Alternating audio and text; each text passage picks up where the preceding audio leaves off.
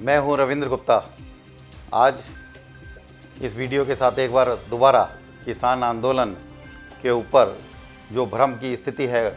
उसको दूर करने के लिए आज आपके बीच में उपस्थित हैं। बात करते हैं किसान आंदोलन की। किसान आंदोलन 100 दिन से भी ज़्यादा हो गए और अभी तक कोई स्थिति स्पष्ट नहीं है कितने दिन आंदोलन चलेगा या नहीं चलेगा,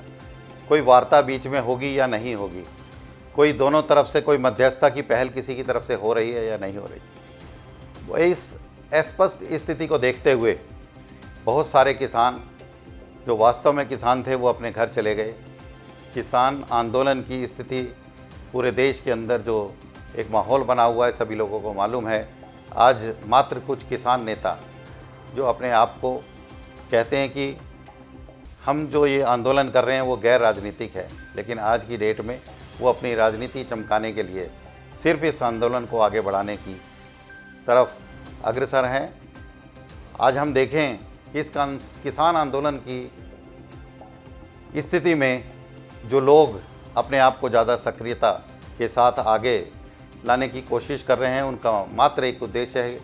अपने आप को राजनीति में पुनः स्थापित करना। ये सभी अगर हम देखेंगे इनमें से अधिकतर लोग ऐसे हैं जो राजनीति में कहीं ना कहीं अपना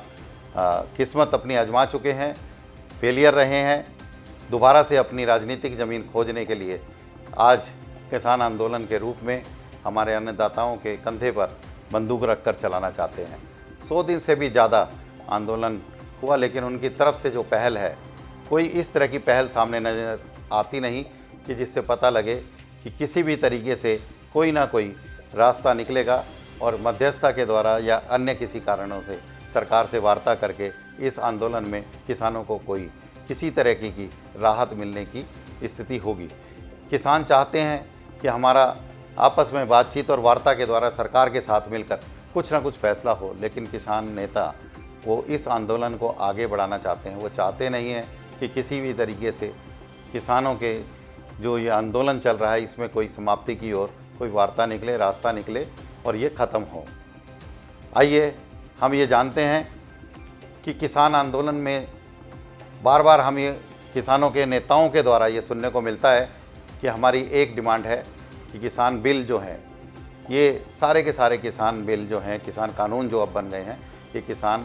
के बिल के अंदर सारा का सारा काला है, उसमें कुछ सफ़ेद नहीं है। जब विभिन्न स्तर पर, सरकारी स्तर पर भी और अन्य एक्सपर्ट्स ने भी जब उनसे पूछने की कोशिश की कि यदि आपको लगता है कि इसमें कोई कमियां हैं तो बताएं, हम सरकार को कह के या और भी लोग सभी मिलकर आपके इस आंदोलन में कोई ना कोई रास्ता खोजेंगे और द्विपक्षीय वार्ता, त्रिपक्षीय वार्ता के द्वारा कोई भी इसमें अगर रास्ता निकलता है, कोई कमी है तो उसको दुरुस्त करके, अमेंडमेंट करके या किसी अन्य तरीक़ों से कोई ना कोई रास्ता निकाल के हम इसे हल कर सकते हैं। लेकिन उनका कहना है कि इसमें सारा का सारा कानून जो हैं ये काले हैं। काले क्या हैं, क्या कमियां हैं, कोई भी किसान नेता और जो उस आंदोलन को चलाने के पक्ष में है, कोई भी व्यक्ति इस बारे में बात करने को राज़ी नहीं है कि इसके अंदर काला क्या है। आइए जानते हैं कि ये 3 कानून कौन कौन से हैं जिसके बारे में ये किसान आंदोलन चल रहा है और ये किसान कहते हैं कि ये सारे के सारा कानून काला है। काला और सफ़ेद जानने के लिए हमें इस कानूनों के अंदर जाना पड़ेगा। किसान बिल सबसे पहले पार्लियामेंट के अंदर एक ऑर्डिनेंस के रूप में लाए गए थे। लॉकडाउन के दौरान ऑर्डिनेंस के रूप में जब ये लाए गए और इसकी अवधि जब समाप्त हो रही थी तो इसको पार्लियामेंट के अंदर किसान बिल के रूप में, कृषि किसान बिल के रूप में प्रस्तुत किया गया, जो 24 सितंबर को लोकसभा के अंदर, राज्यसभा के अंदर ये पारित हुए और 27 सितंबर को महामहिम राष्ट्रपति जी की जो असेंट है इसको प्राप्त हुई और 27 सितंबर से ये कृषि कानून लागू हो गए। आज की डेट में यदि हम देखें तो 27 सितंबर 2020 के बाद ये कानून चलते रहे और कोर्ट में जब ये मुद्दा आया, विवाद आया, तो कोर्ट ने भी एक एक्सपर्ट कमेटी बना के कहा कि इस कानून के अंदर यदि कुछ काला है, कुछ इसके अंदर कमियां हैं, वो अमेंडमेंट की जा सकती हैं या नहीं की जा सकती, ये आम व्यक्ति नहीं बता सकता। ये कृषि वैज्ञानिक, कृषि मामलों के जानकार, एक्सपर्ट या किसानों की खेतियों से जुड़े हुए जो लोग हैं वही इस बारे में अपनी राय दे सकते हैं। सुप्रीम कोर्ट ने भी एक कमेटी बनाई और उस कमेटी के अंदर ऐसे एक्सपर्ट जो कृषि कानूनों के अंदर उसको बनाने के अंदर, उनके आंदोलन को चलाने के अंदर जिनकी अहम भूमिका रही थी, ऐसे लोगों को सुप्रीम कोर्ट ने अपने संपर्क से, अपने माध्यमों से, अपने संचार के तरीक़ों से जो भी उनके पास अवेलेबल जानकारी थी, उस जानकारी के मुताबिक एक कमेटी का गठन किया और उनको कहा कि आप इसमें बारीकी से इसको देखें, किसानों से बात करें, इसकी कमियां निकालें और हमें बताएं। यदि कोई कमी है और वास्तव में वो हमारे संवैधानिक रूप से या जनता के हित में नहीं है, तो हम उसको दूर करके आगे का कोई रास्ता ऐसा निकालेंगे जिससे, जहाँ तक आंदोलन की बात है, सुप्रीम कोर्ट ने भी कहा कि हर एक व्यक्ति को आंदोलन किसी भी रूप में प्रदर्शन करने का, अपनी अभिव्यक्ति करने का, अपने विचारों को रखने का सबको अधिकार है। लेकिन दूसरी तरफ आज हम देखते हैं कि 100 दिन से ज़्यादा हो गए,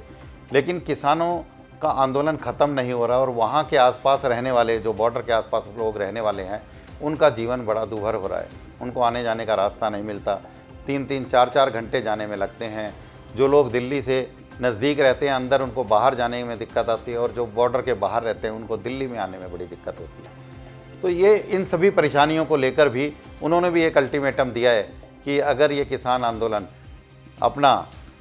बॉर्डर पे जो उन्होंने धरने लगा रखे हैं, ये धरने प्रदर्शन अगर नहीं हटाए और उनका रास्ता जो है वो खाली नहीं किया, तो अब उन्होंने भी आंदोलन किया है कि उन्होंने भी ये घोषणा की है कि हम भी आंदोलन करेंगे और हम भी किसी भी रूप में इस बॉर्डर पे जो एक रुकावट पैदा है, उस रुकावट को रहने नहीं देंगे, हम भी रास्ते खुलवाएंगे। ये एक इस तरह की स्थिति बनी है कि जिसमें 2 वर्गों का जो आपस में एक विवाद उत्पन्न हो सकता है। ऐसी स्थिति में सरकार भी, पूरे पुलिस प्रशासन भी पूरा का पूरा संज्ञान ले रहा है और ऐसी स्थिति ना उत्पन्न हो, उन्होंने भी अपने अपने बॉर्डर पे इस तरह की प्रोटेक्शन और माध्यम से बैरिकेटिंग लगाकर कोशिश की है कि वो हम बिल्कुल अपना ठीक करें। तो जो ये 3 कानून हैं, कि कौन कौन से कानून हैं, आइए इस पर बात करते हैं। पहला कानून जो है वो फसल है, फसल कानून जो जिसको कहते हैं, अगर हम कहें कि फार्मर्स प्रोड्यूस के बारे में है। जो किसान अपनी खेती के अंदर जो फसल उगाता है, उस फसल को उगाने के अंदर जब उसकी बिक्री करता है, उसको ट्रेड करता है, उसको अपना कॉमर्स का जो रास्ते हैं उसके लिए संवर्धन करता है। मेरा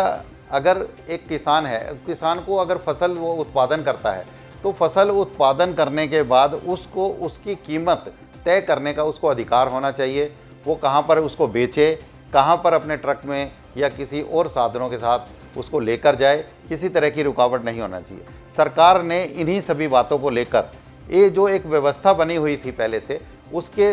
सशक्तिकरण किसानों का और उसकी जो व्यवस्था थी उसके सरलीकरण के लिए, उसकी प्रमोशन एंड फैसिलिटेशन, इसके लिए एक अमेंडमेंट बिल प्रोड्यूस किया था जो कानून की शेप में बन गया, जिसको ये पहला कानून कहते हैं।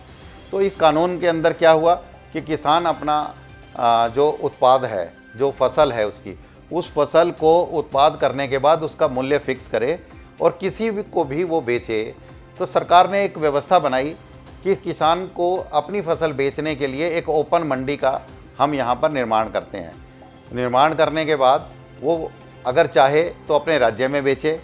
वो चाहे तो वो किसी दूसरे राज्य में बेचे। पूरे भारत के अंदर किसान अपनी फसल को ले जाके अपनी कीमत पर बेचने के लिए स्वतंत्र है और वो जो उसको फसल की कीमत मिलेगी वो उसके पास सीधी जाएगी। बीच में से बिचौलियों का काम खत्म होगा। ये 2-3 बातों को व्यवस्था में लाके कानून का रूप देने के लिए सरकार ने कानून का गठन किया, जिसको पारित भी किया। अब उसमें ऑब्जेक्शन की बात क्या आती है? उसमें ऑब्जेक्शन की बात आती है जो जैसा कि सरकार ने किया कि बिचौलियों को ख़त्म करना है। अब जो बिचौलिए ख़त्म होंगे, जो पिछले 70-80 वर्षों से अगर हम देखें कि जो व्यवस्था बनी हुई थी बिचौलियों के माध्यम से, बिचौलिए किसी भी किसान को उसकी जो उसका उत्पादन है, उसकी जो फसल है, उसको मजबूरी में किसी भी तरीके से वो कहीं उस क्षेत्र की जो मंडी है उस मंडी से बाहर नहीं बेच सकता। मजबूरी में उसको मंडी के अंदर लेकर आना पड़ेगा और मंडी में लाने के लिए इतना उस अपने वाहन का इस्तेमाल करेगा, अपना किराया देगा और अगर उसको किसान का उचित मूल्य नहीं मिला तो उसको वापस लेकर अपना खर्चा करके दोबारा से अपनी खेत के अंदर लेके जाना पड़ेगा। और उसकी परेशानी का जो उसकी कंपल्शंस होती थी, उसकी मजबूरियां होती थी, उसका फ़ायदा उठा के बिचौलिए बीच में अपने कमीशन को बढ़ाकर और उस मंडियों के माध्यम से बेचकर अपनी मनमानी कीमतों पर उसकी फसल को खरीदते थे। ये सभी फसल खरीदने का, बेचने का, कमीशन लेने का एक सिलसिला चल रहा था मंडियों के माध्यम से। जो मंडियां बनी हैं वो राज्य सरकार के अधीन आती हैं और राज्य सरकार ने उसका गठन किया है और ऐसी मंडियों पर जो फसल बेचेगा उसके अंदर एक शुल्क भी लगाया गया टैक्स के रूप में, जो सरकार और मंडी के जो पदाधिकारी हैं उनके पास आता है, जिसको कि वो कहते हैं कि हम विकास कार्यों के अंदर खर्च करते हैं। लेकिन खर्च करें विकास कार्यों में या ना करें, लेकिन उत्पाद के ऊपर जब शुल्क लग गया, एक टैक्स लग गया, तो उसकी कीमत ज़्यादा हो गई। वो टैक्स किसान को भी लगा और जो वहाँ पर मंडियों में आड़ती हैं या बिचौली हैं वो खरीद रहे हैं उसको भी लगा। लेकिन जो सरकार ने ओपन मंडी बनाई, ओपन मार्केट के अंदर कोई किसान बेच सकता है। उन्होंने कहा कि हम जो मंडी बना रहे हैं, किसी भी तरीके का कोई भी किसान इस मंडी में अगर बेचने आता है तो उसको कोई भी टैक्स देना नहीं पड़ेगा। जबकि उसको कोई भी टैक्स नहीं देना पड़ता तो उसकी फसल की कीमत में टैक्स कम हो गया, उसको ज़्यादा प्राइस मिलेगा, किसानों को फ़ायदा होगा। जब ये बात ऑब्जेक्शन करने वालों से पूछी जाती है कि आप ये बताएं कि अगर किसान ओपन मंडी के अंदर अपनी फसल बेचता है तो उसको ज़्यादा मिलेगा, तो ये मानते हैं कि टैक्स ना होने के कारण उसको उसका मूल्य, उत्पाद का मूल्य किसान को ज़्यादा मिलेगा। लेकिन वो कहते हैं कि हमारा डाउट एक है कि ये थोड़े दिन तो मिलेगा, लेकिन थोड़े दिन के बाद फिर जो मंडी में प्राइवेट सेक्टर के लोग हैं, उन मंडियों में जो आने वाले खरीदने वाले लोग हैं, वो किसान से अपनी मर्जी पर कम कीमत पर खरीदना चालू कर देंगे और हमारे मंडी में किसान आएगा नहीं, उस मंडी में जाएगा प्राइवेट सेक्टर, उनको अपनी मर्जी का मूल्य लेंगे। लेकिन वो साथ भूल जाते हैं कि जब सरकार की नीयत किसानों को फ़ायदा पहुंचाने की है और इस फ़ायदा पहुंचाने के लिए उन्होंने व्यवस्था का सरलीकरण किया है और कंपटीशन बढ़ने के कारण हम देखते हैं कि किसी भी इकोनॉमी के अंदर जब प्रतिस्पर्धा बढ़ती है, कीमतें अपने आप उस प्रतिस्पर्धा का पार्ट बन जाती हैं। अगर कम है, सप्लाई ज़्यादा है, डिमांड कम है, ये सब का सब फ़ायदा या नुकसान जो है वो किसान को होगा। किसान अपनी उत्पाद का अपना मालिक है, अपनी मर्जी से बेचेगा। दलाल, बीच में बिचौलिए या जो कहें आड़ती, वो चाहते हैं कि उसके उत्पाद का शुल्क या उसकी कीमत या उसकी जो प्राइस है वो हम फिक्स करें। सरकार चाहती है कि किसान के उत्पाद का शुल्क मूल्य जो है वो स्वयं तय करे और किसान जब एक चीज़ को प्रोड्यूस करता है, ये किसान आंदोलन जो आज चल रहा है, बहुत वर्षों से किसानों की एक डिमांड रही थी, कोई भी सरकार रही हो, लेकिन वो उनकी डिमांड ये थी कि कोई भी किसी भी तरीके की प्रोड्यूस जो किसान जो फसल उत्पादन करता है, उस फसल के उत्पादन का मूल्य किसान तय करे। जैसे कोई भी आदमी अगर एक फैक्ट्री के अंदर कोई भी वस्तु बनाता है तो जितना मैन्युफैक्चरिंग सेक्टर है, जब वो अपना माल बनाते हैं तो माल में कीमत कितनी आएगी, लेबर की, रॉ मटेरियल कितना लगा, उसके अंदर उसकी बिल्डिंग, लैंड, प्लांट वैल्यू कितनी लगी, ये सारे खर्चे जोड़ने के बाद उसमें अपना मुनाफा जोड़ के वो एक कीमत तय करता है। तो जो एमआरपी तय होती है, यहाँ तो किसान और ये आड़ती जिस बात पर कह रहे हैं कि minimum price, minimum support price हमें चाहिए। जब किसान अपनी कीमत को तय करने के बाद मैक्सिमम अपना तय कर सकता है तो उसको मिनिमम पे तय करने की क्यों आवश्यकता पड़ी है और क्यों आंदोलन के कारण जो है वो भ्रम की स्थिति फैलाकर किसानों में इस तरह की एक भावना पैदा कर रहे हैं। दूसरी बात आती है डाउट कि जी अगर आप डायरेक्ट मंडी में बेचोगे तो प्राइवेट सेक्टर का जो लोग लेके जाएंगे वो आपको कीमत नहीं देंगे, पूरी कीमत नहीं देंगे। अगर वो लेकर जाएंगे, उधार ले लिया तो माल वापस नहीं देंगे, तो आप कहाँ से लेंगे।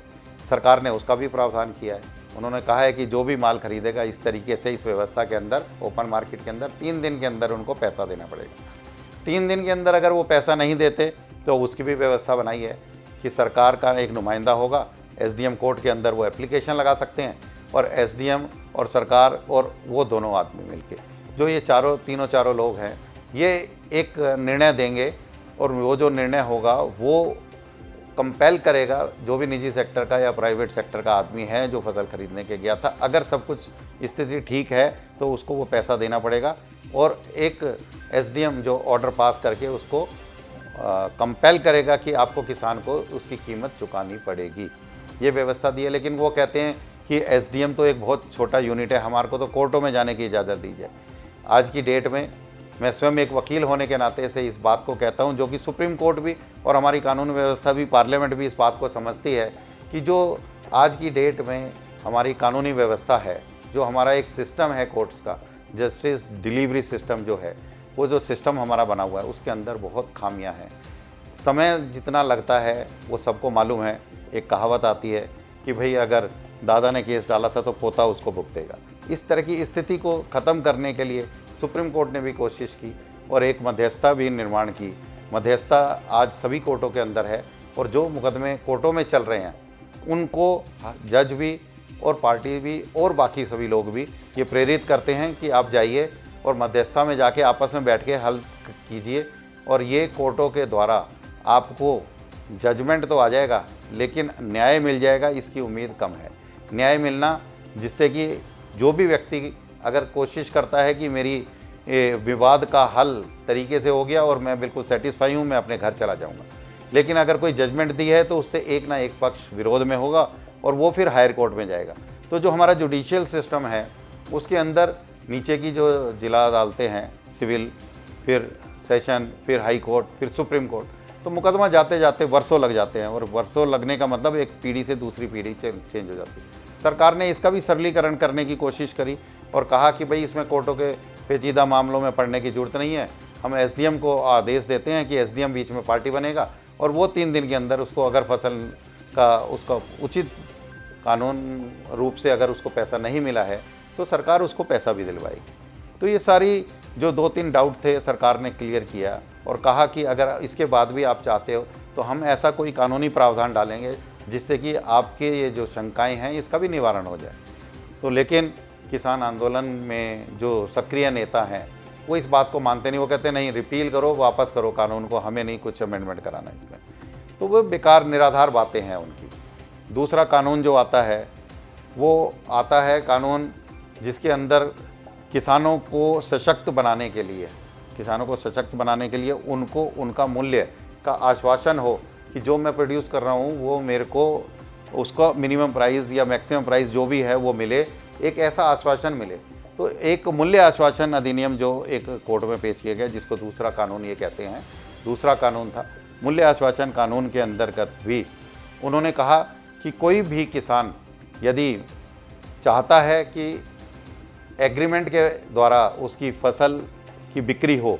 कॉन्ट्रैक्ट फार्मिंग जिसको कहते हैं, जिसको कॉन्ट्रैक्ट बिल के रूप में भी सामान्य तौर पे जाना जाता है। कॉन्ट्रैक्ट बिल क्या है?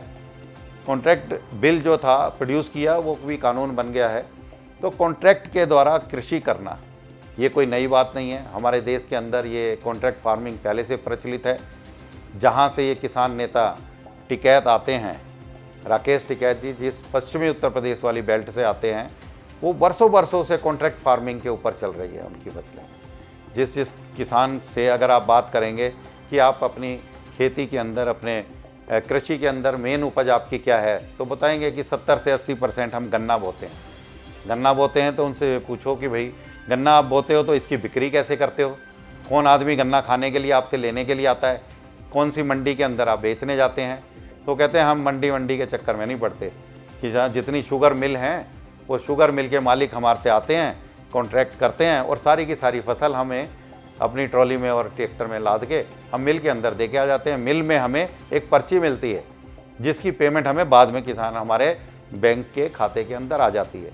अगर उनको इस कॉन्ट्रैक्ट फार्मिंग से कोई परेशानी होती तो वर्षों से कॉन्ट्रैक्ट फार्मिंग के माध्यम से गन्ने की बुआई करना, गन्ना काटना, ईख को फिर लेके जाना, मिल में देना और फिर उसकी पेमेंट को एक साल के बाद लेना,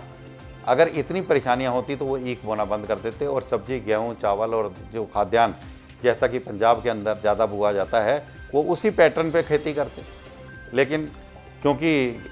कॉन्ट्रैक्ट फार्मिंग के अंदर पहले से प्रचलित था, सरकार ने उसको और थोड़ा सा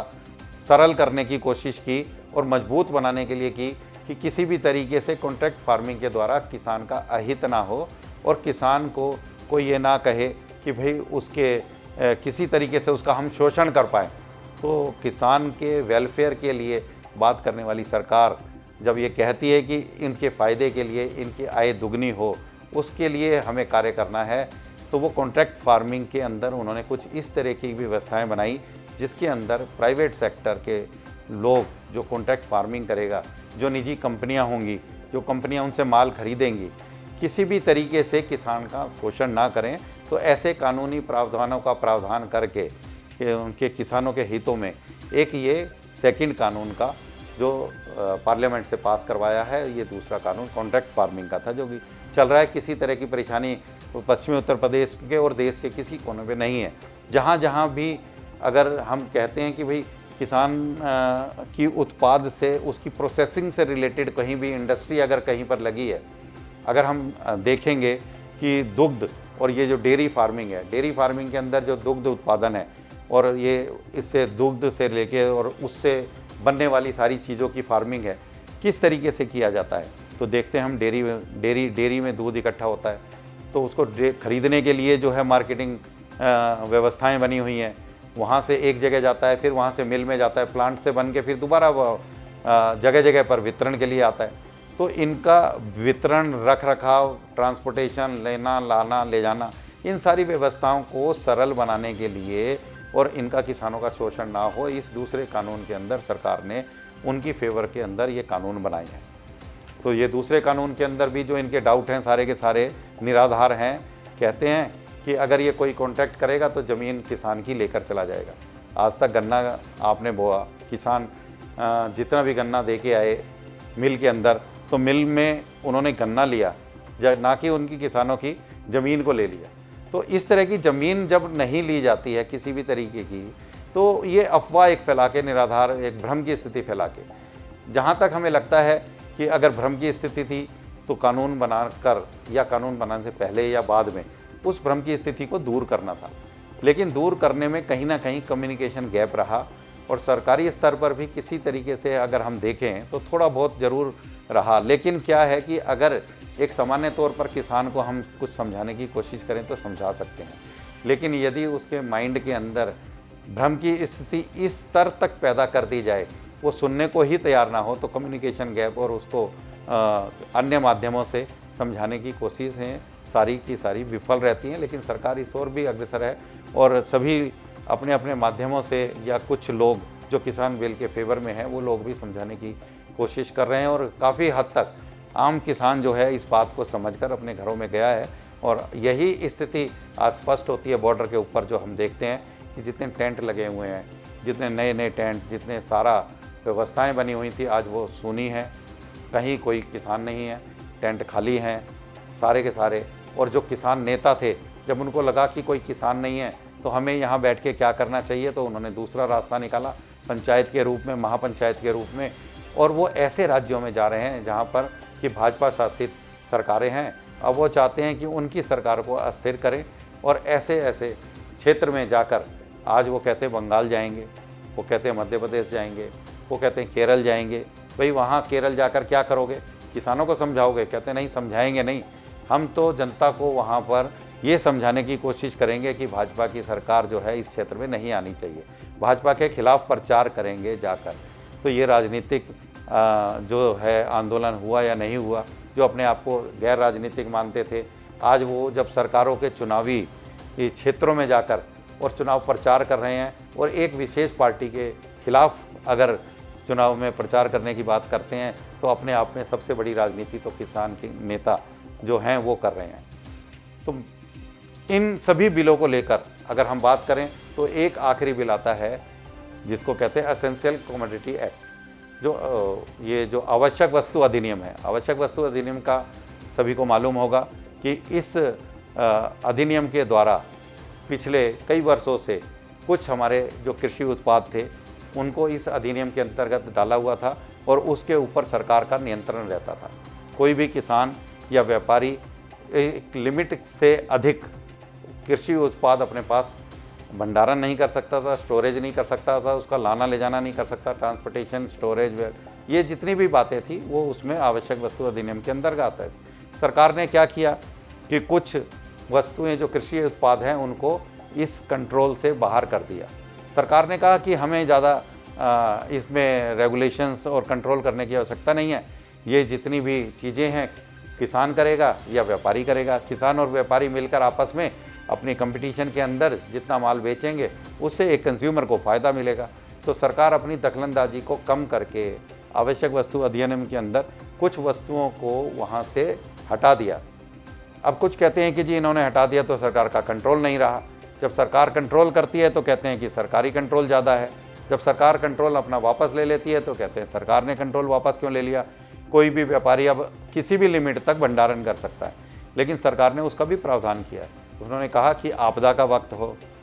तो हम इसके अंदर अपना कंट्रोल कर सकते हैं। यदि किसी भी तरीके से कोई आदमी ज़्यादा एक लिमिट से ज़्यादा करता है और कृषि का जो मूल्य है वो प्रभावित होता है, तो ऐसी दशा के अंदर सरकार इंटरफेयर कर सकती है बीच में और अपने कानून को रेगुलेशन के द्वारा फिर दोबारा से अपनी कानून बना सकती है। साथ भी ये आता है कि कोई आपदा आ गई, ऐसी कोई स्थिति पैदा हो गई जो कि व्यक्ति के हाथ में नहीं है, कोई नुकसान हो गया, तो ऐसी स्थिति में भी सरकार जो है अपना कंट्रोल दोबारा उन वस्तुओं पर कर उनके भंडारण की, उनके ट्रांसपोर्टेशन की, उस स्थिति में कानून बनाकर वो भी किसानों का और आम जनता का हित जिसमें होगा ऐसे कानून बनाकर उसमें भी इंटरफेयर कर सकती है। तो ये तीनों जो कानून जिनके प्रावधान मैंने अभी आपको बताए, ये तीनों कानून अपने आप के अंदर जो एक व्यवस्था के अंदर बनाए गए हैं, जिनका कि यदि हम उसके निर्माण से पहले की जो सरकार की नीति थी, नीति आयोग के जो सुझाव थे, जो योजना आयोग के सुझाव थे, उन सुझावों के अनुरूप इन कानून को बनाया गया। उसके अंदर मात्र एक ध्येय था सरकार का भी और नीति आयोग का भी, और बाकी जो किसान आंदोलन पुराने ज़माने से करके आ रहे थे उनके नेताओं का भी था कि एक कानून किसी भी तरीके से ऐसा बनना चाहिए जो कृषि, अगर अधिनियम जितने भी बने हुए हैं उनके अंदर जो सरकार के द्वारा नियम बनाए गए थे, किसान के अहित जो करते थे उनको हटाना और जिसमें किसान का हित हो वो बनाना, और कृषि उत्पाद का जो मूल्य है वो किसान तय करे, किसान को अपने का उचित मूल्य मिले और किसान की आय दोगुना हो। इस उद्देश्य के साथ लेकर जो कानून बने हैं उनके अंदर सारा का सारा स्पष्टता है, और अगर कोई अस्पष्ट या नेता बताते हैं, सरकार ने आश्वासन दिया है कि वो भी हम कर देंगे। तीसरा उनका ये आता है कि जो मिनिमम सपोर्ट प्राइस है उसके अंदर जो आपने कुछ वस्तुएं अलग की हैं उसके अंदर आनी चाहिए। तो कानून की जब बात आती है तो पूरा कानून का अध्ययन मैंने भी किया है, सरकार ने भी कहा है, प्रधानमंत्री जी ने भी कहा है कि भाई ये लागू है, लागू रहेगा, लागू था। तो अगर मैंने भी उस कानून के अध्ययन करने के बाद ये जानना चाहा कि भाई सरकार ने कहाँ पर एमएसपी के ऊपर कोई नियंत्रण रखा है, कहाँ पर लिखा है कि भाई ये एमएसपी हट जाएगा, कहाँ लिखा है कि हम इसको फ्यूचर के अंदर हटा देंगे। तो एमएसपी ना तो हटाई गई है, ना इन कानूनों के द्वारा उसमें कोई उसकी टिप्पणी की गई है, ना जो चीज़ हटी ना हटाई गई, ना फ्यूचर में उसको हटाने का अंदेशा है। तो ऐसे में ये अपने आप का सेल्फ क्रिएटेड एक जो डाउट किसानों ने पैदा किया है कि जिसकी कोई तथ्य नहीं है, जिस पे कोई आधार नहीं है, जिसका कोई एविडेंस नहीं है, ऐसे निराधार जो इनके सबूत और तथ्य से परे जो इनके तर्क हैं, तो तर्क भी मैं अगर सही मायने में कहें तो कहना कई बार शब्दों का जो है चयन गलत हो जाता है। तो मेरा मात्र इतना कहना है कि उनके तर्क के अंदर कोई दम नहीं है, निराधार हैं, और ये किसान का जो आंदोलन चल रहा है तुरंत उनको समाप्त करके किसानों के हित में जो कानून है। और अब तो सुप्रीम कोर्ट ने भी दखल देकर उन कानूनों के इम्प्लीमेंटेशन के ऊपर रोक लगा दी है। 12 जनवरी के अपने आदेश के अंदर सर्वोच्च न्यायालय ने जो आदेश पारित किया उसमें कहा है सरकार को कि भाई ये कमेटी जो रिपोर्ट देगी उसके अनुरूप आपको कार्य करना होगा, और अगर किसी भी तरीके से इसमें कोई कमी पाई गई तो कानून को क्या करना है क्या नहीं करना उसके कानून सुप्रीम कोर्ट का अपना संज्ञान है, उसके ऊपर कोई टिप्पणी कर नहीं सकता। हमारे भारत की सर्वोच्च न्यायालय का जो भी निर्णय होगा सभी को मालूम होगा, और सरकार ने भी इसका स्वागत किया है। सरकार ने कहा विवाद क्योंकि सरकार सर्वोच्च न्यायालय के अंदर है, तो सर्वोच्च न्यायालय जो व्यवस्था देगा वो सरकार को भी मान्य होगी, और कोई कह भी नहीं सकता कि भाई मेरे को अमान्य रहेगा, क्योंकि सर्वोच्च न्यायालय का जो निर्णय होता है वो सबको मान्य होता है, चाहे कोई माने या ना माने, वो सर्व से सुप्रीम होता है, सर्व लागू किया जा सकता है, सबको मानना पड़ेगा, बाध्यता भी होती है। विश्वास रखना चाहिए सुप्रीम कोर्ट के फैसले के ऊपर, और जो भी निर्णय होगा वो सब पे लागू होगा, सरकार के ऊपर भी लागू होगा, अन्य पक्षों के ऊपर होगा, किसान नेताओं के ऊपर भी लागू होगा। तो इन्हीं तथ्यों के साथ अब हम विराम लेना चाहेंगे, क्योंकि हमने आज इन कानूनों के अंदर क्या काला है क्या सफ़ेद है थोड़ी सी स्पष्ट करने की कोशिश की है। मेरे को लगता है कि यदि आपने पूरा वीडियो ध्यान से सुना है तो थोड़ी सी स्थिति जो मैंने एक प्रयास किया है कि इस कानून के बारे में एक सामान्य तौर पर साधारण भाषा में आप सबके हिसाब से मैं और आप हम एक आम सामान्य भाषा के अंदर क्या कानूनों के बारे में समझते हैं इसको बताने की कोशिश की है। और अगली बार फिर एक बार पुनः आपके बीच में आएंगे। जब तक के लिए धन्यवाद, नमस्कार।